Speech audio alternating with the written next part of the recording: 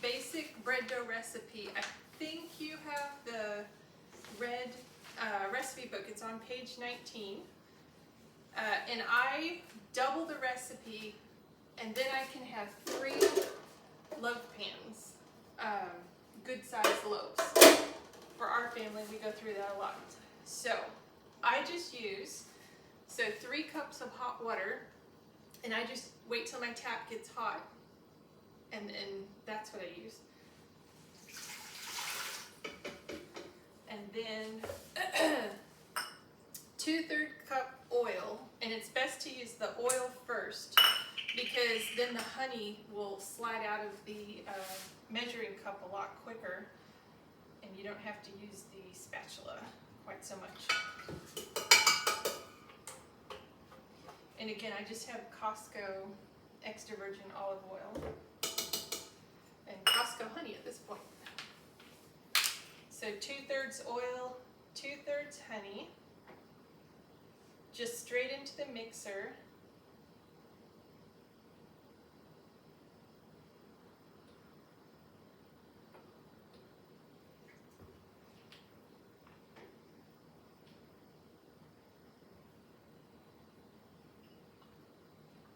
And it all comes out really nice with the oil first.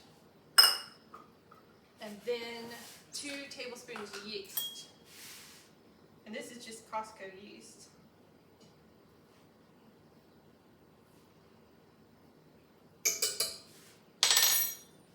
And I keep my yeast in the fridge just because it stays fresher longer, and I just got a container to hold it so it's easier to scoop in and out and you're not messing with the like Ziploc bags. I need to get one for the lecithin. So you have the oil, honey, water, and yeast. Stir it a little bit. And then we're just going to leave it. I cover it just so nothing will fall in. So we're going to let it rest. And while it rests, we're going to do our grain. So like Sue said, make sure you hear the pop so it doesn't blow out the side, which I have had that happen.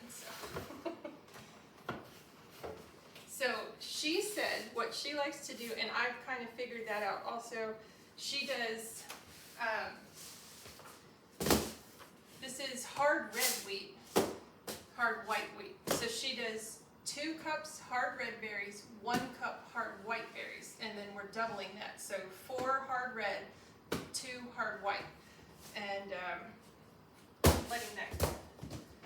I like the flavor. The hard red is a little bit nuttier, so it kind of adds a neat flavor to the bread, and it's nice with the honey. Also, if when you're done with the bread, you think it's too sweet, you want a bread that's less sweet, you can cut the honey in half, and then you'll probably end up using a little bit less flour. That's fine too. It's up to you. Once you do this once, you're going to figure out what you like or don't like, and then you can switch it however you like. So, always start this first before you add your grain.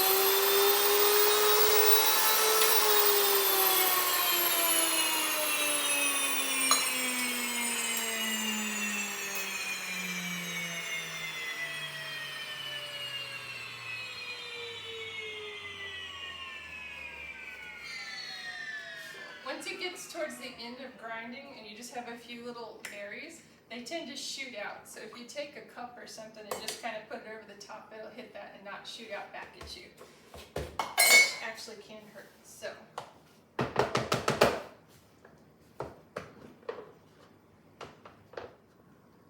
Okay, this is what you want to see. You know your yeast is active when it's foamy. When it's foamy like that. The honey is really good to have in there with it because the yeast feeds on the sugar. It helps it activate much quicker. So as soon as it starts to look like that, you're golden. So we're going to add in our 2 tablespoons of lecithin, something or other. Actually, it's 4 because we're doubling it.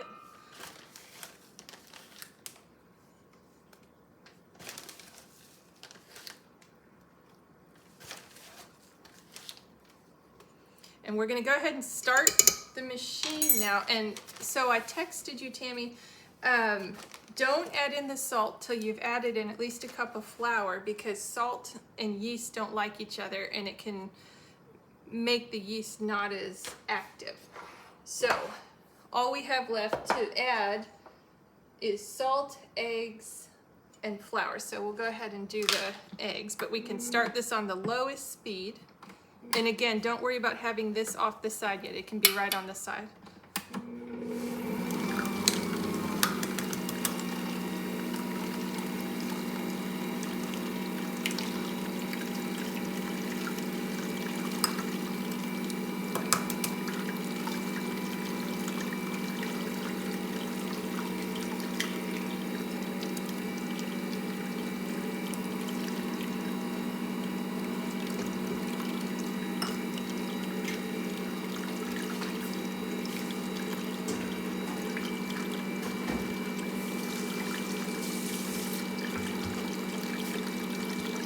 So I always say outside, okay, out loud, hot water, oil, honey, egg, lecithin, yeast.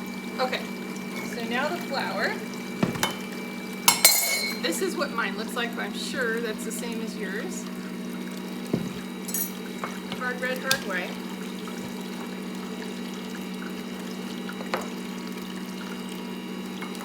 So now I'm going to add the salt.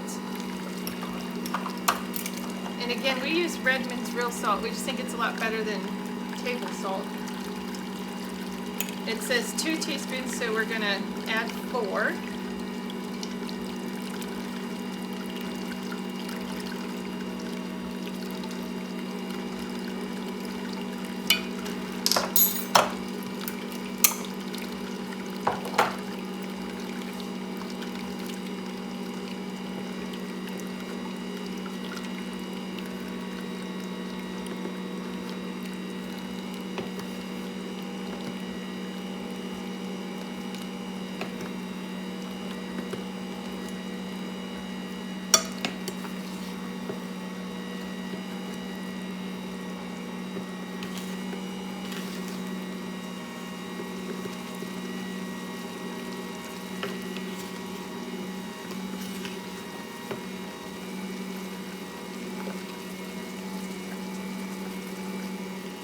Alright, so now it's climbing the sides. So we're going to get it off the side about this much. Just pull it in, and we're going to tighten back here. I wouldn't do it any more than this right now, unless you're making 6 loaves of bread. Then it really does climb up the sides.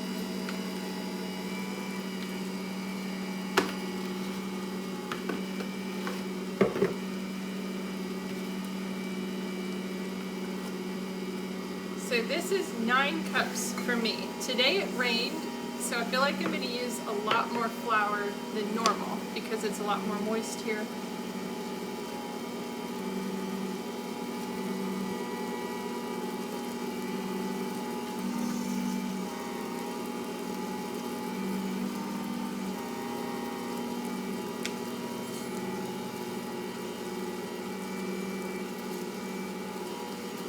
I'm going to go mill some more here.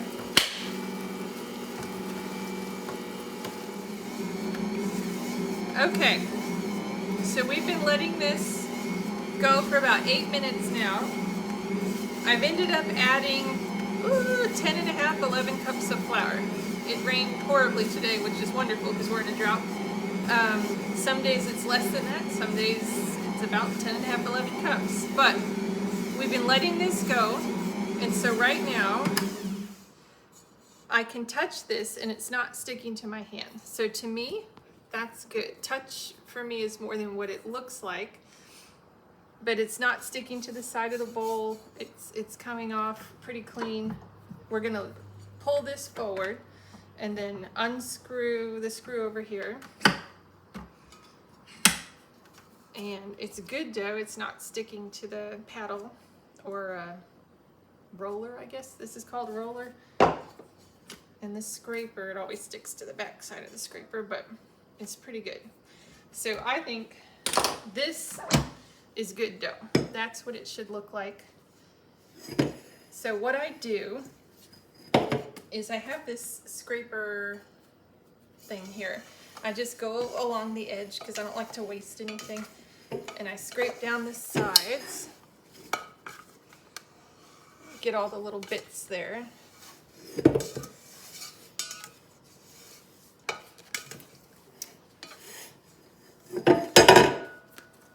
Okay. So I don't measure or weigh this part of it. All I'm gonna do, this is Sue Becker sells it at her place. They're really, really good. It's the only olive oil sprayer I can find that doesn't get clogged up. So I just do like 3 sprays, which I think 1 spray is 1/4 teaspoon. I'm not sure. I just gonna guesstimate half. Try and make it into somewhat of a neat little ball. Doesn't actually matter because we're just gonna punch it down in a minute or in an hour. So I just get it coated top and bottom, roll it around, get the sides coated a bit. That's good. So again, roll it around in here, get it coated in the oil, roll it along the sides, get the sides coated so nothing sticks to the side or it rises pretty easy and it'll come out pretty easy. So all we're gonna do is stick these in an oven, not heated, nothing. I turn the light on in my oven so it's a little bit warm, just kind of helps it rise, a nice calm, warm environment that no breeze is going by. When I have something baking, I'll stick it in the microwave, wherever, it doesn't matter.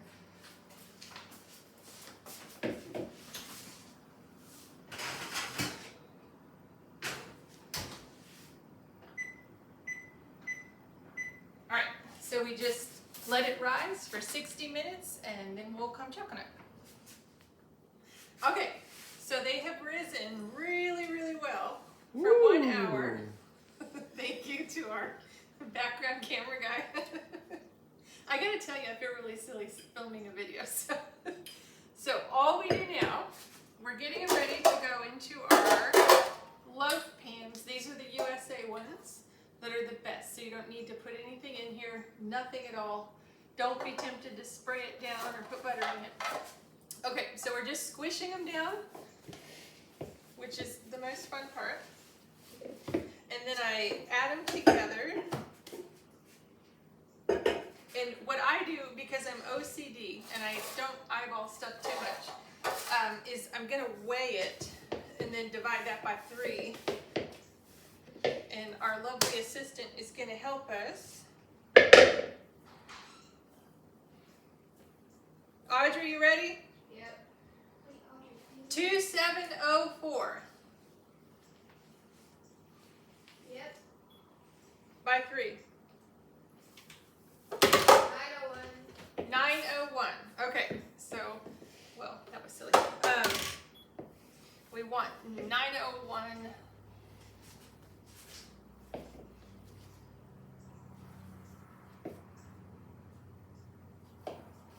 Goodness.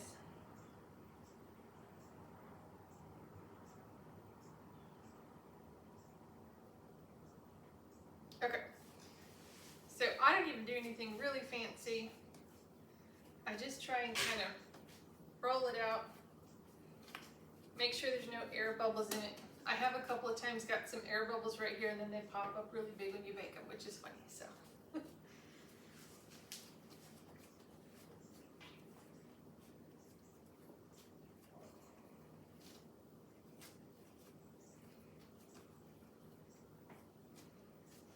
you can spend a lot of time to make them look perfect, and they will. They actually rise really well. I'm just kind of, it's not that great, but when it's just for your family, they don't care. It tastes good, so it doesn't matter what it looks like.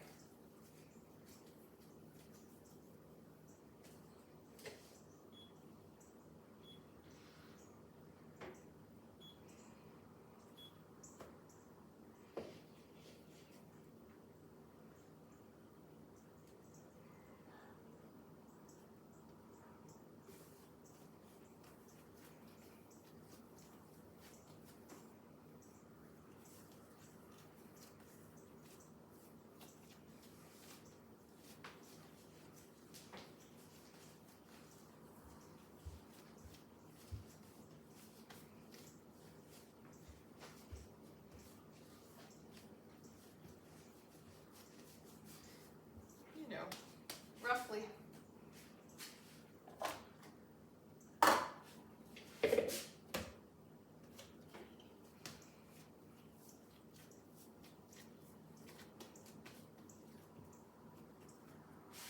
Just kind of tuck the ends under. If you get it wonky where it's longer at one end, it's going to rise funny, so you try and make it as even as possible. But in the end, it tastes great, so it doesn't really matter. Maybe I'll do a video about the Pullman loaf pan. It's a pan with a lid that goes on it. You bake it with the lid on, so it makes a perfect little rectangle. It's really cute, but it's perfect for slicing all the way through. Because when these come out, it's lower, higher in the middle, and lower, so your end pieces aren't as big. But the Pullman makes it so it's like a school bus, like rectangle. It's really neat. Okay, so this is what we got, and we're gonna put them in the oven. Again, I have my light on, no heat, for 30 minutes. They've risen 30 minutes, and I'm actually kind of glad this one turned out a little funky. You want to be really careful not to bump it or thump it because they'll sink and then you'll have flatbread. But I didn't tuck one of the ends under very well. I just kind of plopped it in there. Whatever. It's going to taste good, but it just looks funny. So, but as it rises, it pulls apart, so I didn't tuck it quite well. But we're just going to let them sit here until the oven turns 350, then bake for 30 minutes. That's it. Okay, so we got them out of the oven. They always look a little dark, and you think, oh no, they're burnt. They're not. It's the whole wheat always looks darker. Even when we make chocolate chip cookies or whatever, you think, oh, they're burnt, but they're not. It's just the whole wheat makes everything look darker. But I just wanted to show the coolness of the pans here. We didn't put anything in them, and they just slide right out. And you don't need to do anything. And then we're going to cut open one just so we can see the inside, even though technically you should wait until they're a little bit cooled to cut into them. But in our house, half a loaf gets eaten right away. So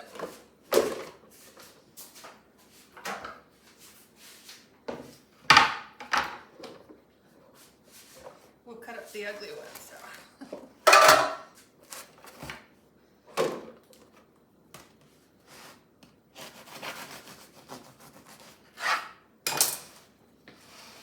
Perfect happy loaf. Nice and fluffy, crisp on the outside, but delicious.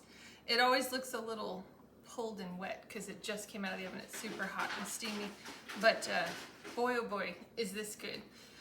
If I left anything out or if you have any questions, let me know and I can answer it. And then I think I'm going to make a video on Ezekiel bread and Ezekiel bread muffins because they're so good and they're so nutrient dense and they really fill you up. And Jesse can eat one and be great until lunch and then great until dinner, and I think they're really healthy. So thank you. Sorry this has been an awkward video because I don't know how to do videos, but yummy. I wish you could smell how good this smells because it's so good. All right, thank you.